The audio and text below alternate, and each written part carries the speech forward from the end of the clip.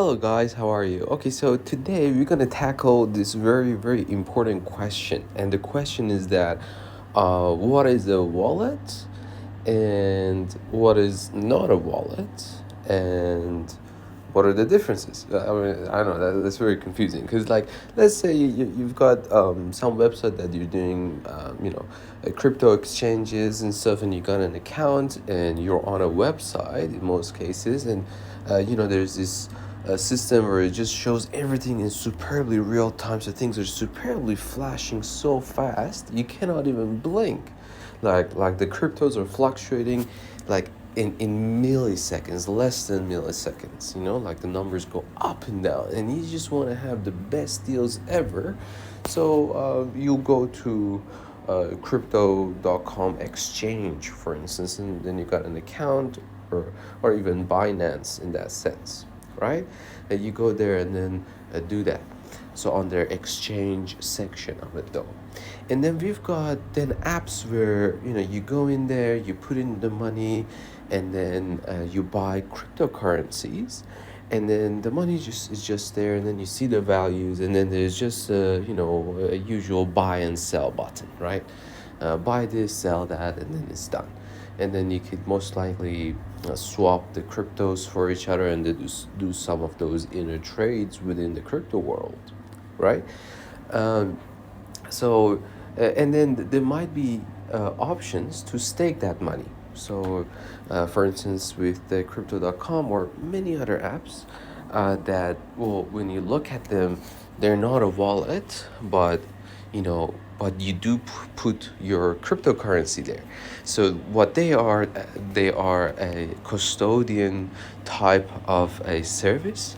So you're basically giving them your crypto. Like, technically, whatever we see here, if I'm checking my crypto wallet, or actually what I'd now like to do is just click my allocation here, so I'll see the amount of cryptos that I have, like the 2,425 crores.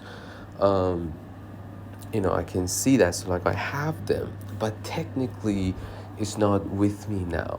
It's the Crypto.com is taking care of it based on their policies. And then Binance is doing the same thing when you go on Binance, right? Even with with their equivalent exchanges, both the Binance exchange and Crypto.com exchange websites. They're just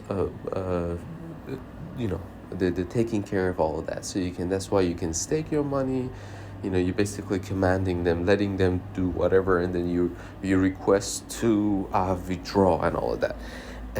So that's why we have this other thing called the DeFi wallet. So DeFi wallet is a decentralized wallet, which means you truly do have it now.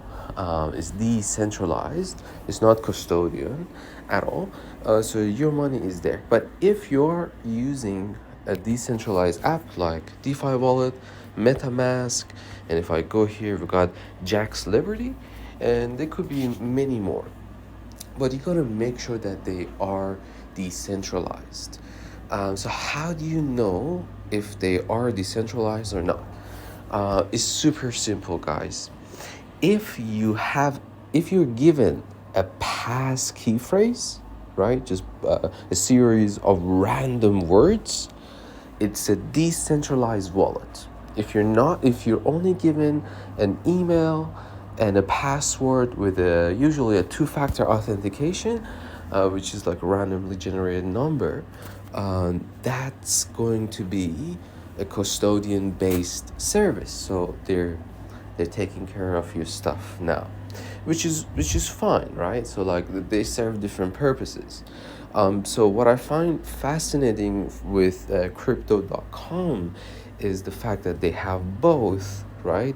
And then they're doing so many different things within it. So let's have a quick look at the DeFi wallet. So if you are familiar with Crypto.com's DeFi wallet, just as a huge super most important things, and these things might be important for some people, that's why we're talking about the differences, and when do you truly have it now within yourself, because that's the whole point, is to be having control over that, right? So This is the DeFi wallet. If you go to the wallet here, so I click on wallet, I just see like a number, it's fiat, like I can click and hide it. But then when I look down, I see the first thing, I got some crow, but then the rest are all zero. So I'm not like really reviewing the UI, maybe that could be another video. But what's important is that whatever that you do have here, under this tab, wallet, and only here, it's truly with you. Okay, so it's yours there. So right now I have 7.5 crows worth 5.991 Australian dollars, and that's all I've got.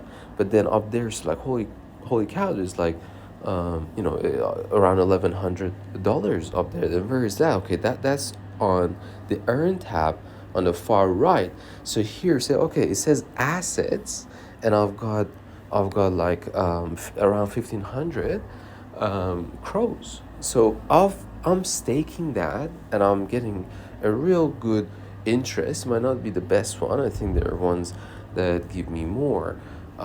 But that's where they shine, having like a decentralized app or a wallet, but then inside the app it's more than a wallet. So there, well, it's all with you and safe and snuggy.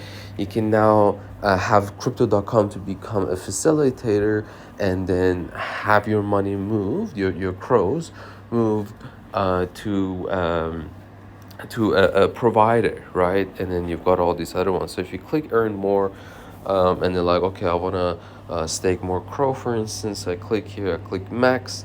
It's just telling me because it's so little, I don't have much for network fee and stuff. So it's usually good to not give all of it. So maybe like, let's say just 6 here.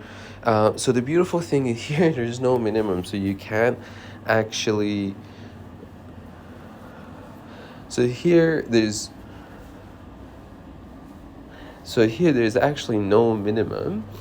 So you can actually stake any amount you want. So you can just click stake all these 6 crow here. And then what we see here, that these guys are the validators.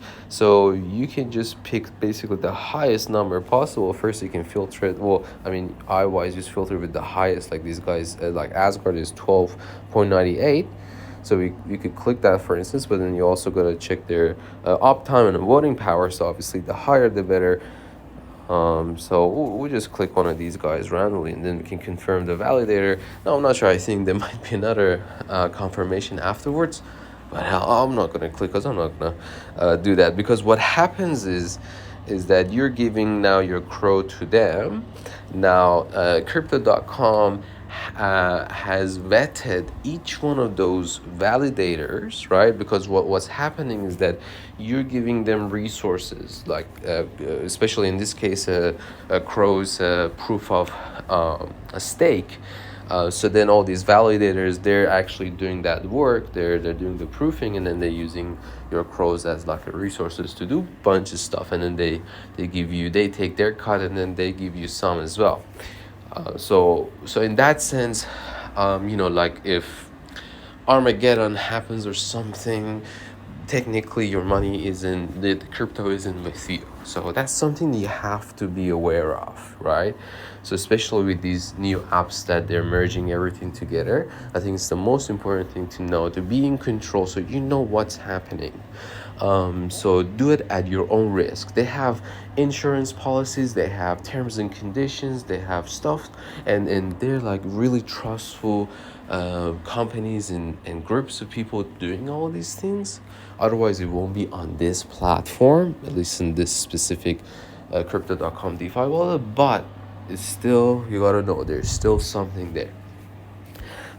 So yeah, coming out of that is basically if you want to take care of that, just keep it as inside your wallet in a decentralized one. Obviously you can move them around. MetaMask, we'll make another video for that, but that's a beautiful decentralized wallet, which actually goes like it is basically becoming the central piece of having if you just imagine the entire crypto blockchain as this big unknown dark world, this MetaMask is this little lantern of light, and then inside it, when you open the lantern, is its own dimension of things. So it's like, oh, your infinite space, and then within it you have a browser. You can access websites and access NFT domains, like yourdomain.crypto, and it's so much more. So we'll talk more about that, but so that one's decentralized as well, and it doesn't have those staking stuff, which is good because that's the whole purpose of that. But truly, I tell you, if you really want to keep your cryptocurrencies the safest, the most, make sure you have a physical wallet. Now, don't make the mistake. So the physical wallet, what that is, that you're still gonna need to have a key phrase. Okay, so as long as you have the stick, that stick is your wallet. Well, yeah, don't lose that. um, but also, I believe there might be a way to recover them if they're being kept on, like say if Crypto.com released like a physical wallet, for instance. But or they might not. But that's gonna be for another video to learn more. You can do your own research on that as well. But having that physical one is great because you can have that, and you can also save the and keep the passphrases to yourself, right? And that's just going to be a phenomenal thing, because like even if the internet is down, even if world is ending, and then you have to come back, but somehow I don't know, like you might want to now have that truly in your wallet, like in your hand. So that's something wonderful to have that capability. But for now, things are all good. Let's just stick to our phone. So like that's the difference basically, guys. So make sure wherever, like I have this feeling that a lot of people might have like 10,000 different wallets for different things, and then there are all those transfer fees and stuff. But I tell you this, do get them all in order, and then try your best to keep them like if you want, like if you can find this place where we can put everything there, then it'd be really nice. I think it would just becomes better. Like for instance, the DeFi wallet is really good there, because what I really like as well is that how you can basically see NFTs here, and then receive NFTs. So there are multiple ways of getting there, but yeah, it's like, well, it usually has to be on Ethereum. So that's very interesting. But we will need to do some tests, especially because I'm superbly interested in NFT domains, and then see if you can move it in here, because I've got some NFT domains on my MetaMask. But then the MetaMask one on the mobile is not showing it. But it's kind of showing it on the browser extension. So they're not really like perfect here, like in the sense that in terms of you still have things, right? But at least this is my experience with these kind of things, starting to learn it more and more, is that these developers are also, these people, smart people, are also doing the best, and we have to see how we can synchronize this one with the browser wallet, because I believe it's actually the same address. But yeah, it's something that I gotta figure out. But if you guys have worked, like if you guys have it on the browser and then also on the phone, how do you synchronize it? Okay guys, talk soon. Thank you for watching, and bye bye.